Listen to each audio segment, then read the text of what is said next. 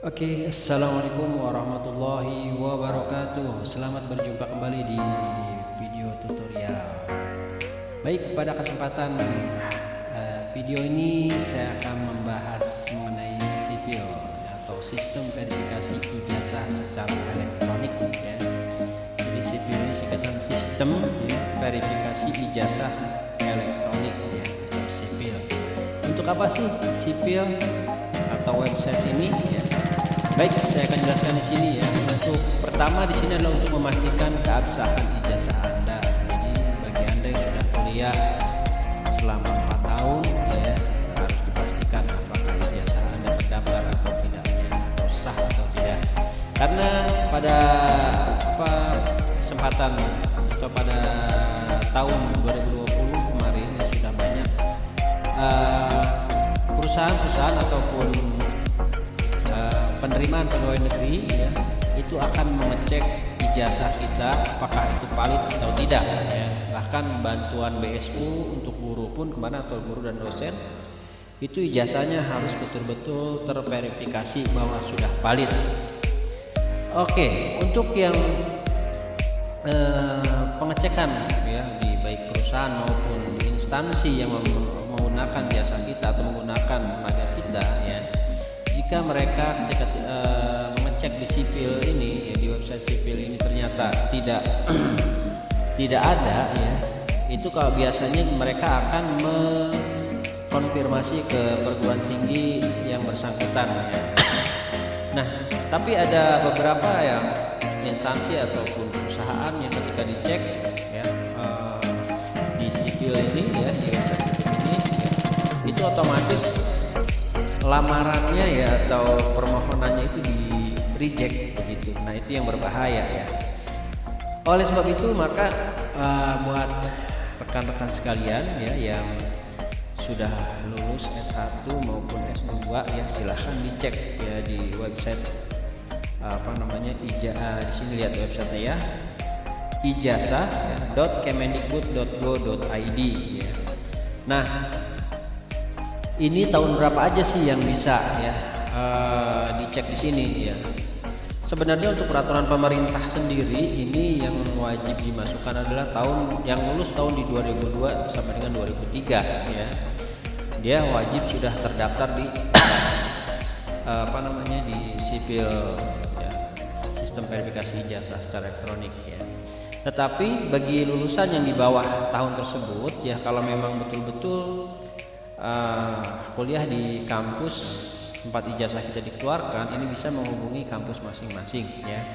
Nanti apabila ternyata memang sudah terdaftar di PDPT, maka biasanya ini tidak begitu lama waktunya ya, akan bisa diverifikasi gitu ya.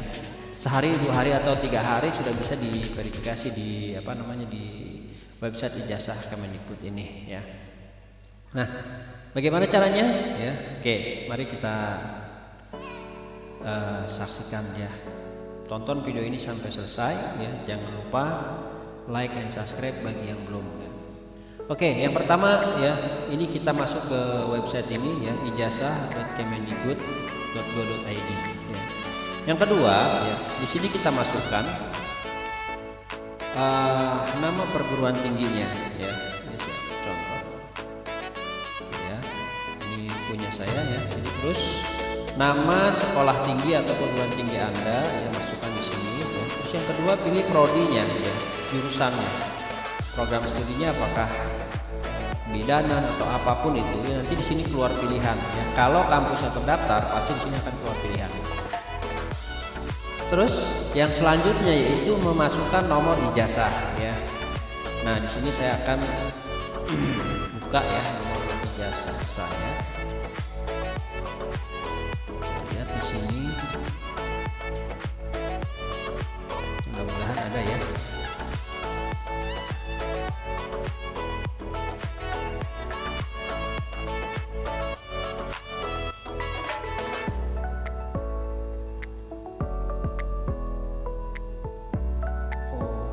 Sepertinya nomor ijazah tidak ada di sini ya.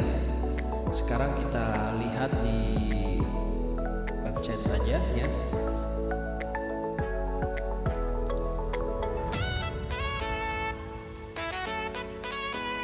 Kita cari apakah terdaftar atau tidak ya.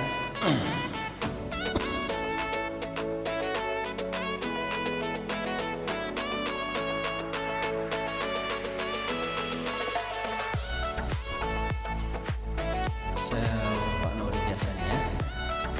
Oke, tunggu beberapa saat.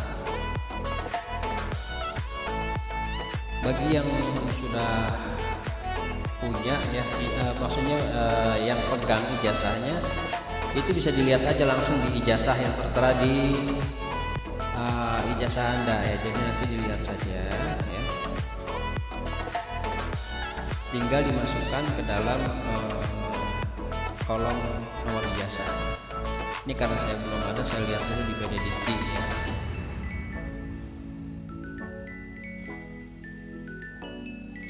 Dan perlu diketahui juga ya buat rekan-rekan sekalian ya, PDDikti Kemdikbud ini adalah website pangkalan data perguruan tinggi, di mana kalau nama kita terdaftar di sini ya, untuk perubahan di sipil ini akan mudah ya. Tadi saya sudah bilang bisa sehari 2 hari sudah bisa diupdate ya. Sedangkan kalau nama kita yang di sini tidak ada, nah itu yang perlu dipertanyakan, apakah kita sudah terdaftar atau kita dulu kuliah dengan jalur yang kurang tepat, ataupun mungkin 4 kuliah kita yang belum didaftarkan ke pusat seperti itu ya. Jadi itu adalah masalah baru jika memang tidak terdaftar di sini.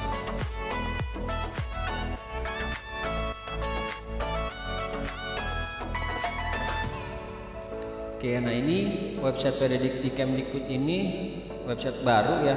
Jadi kalau dulu kita harus ketik nama dan cari ya, kalau sekarang cukup ketikkan namanya ya. Kalau memang namanya agak unik ya, dia biasanya langsung nongol ya, atau langsung keluar di sini. Oke, kita lihat. Tipe orang minjemin utang, cek pertama terlalu baik Pak ya. Boleh gak hari ini loadingnya lumayan.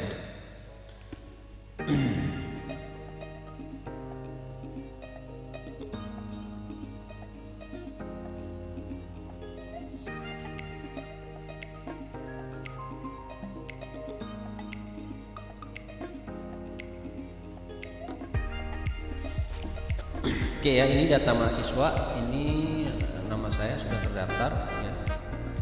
Dan juga ini ada yang di S2-nya ya.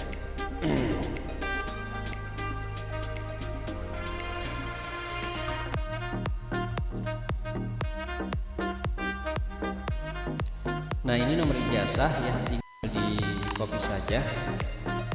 Atau tadi sekali lagi, jika kita sudah pegang ijazahnya, tinggal diketik untuk disesuaikan di sini. Lalu di sini ada angka ya, ada 8 dan 14, yaitu jadi 22, nanti dijumlahkan saja. Kemudian verifikasi.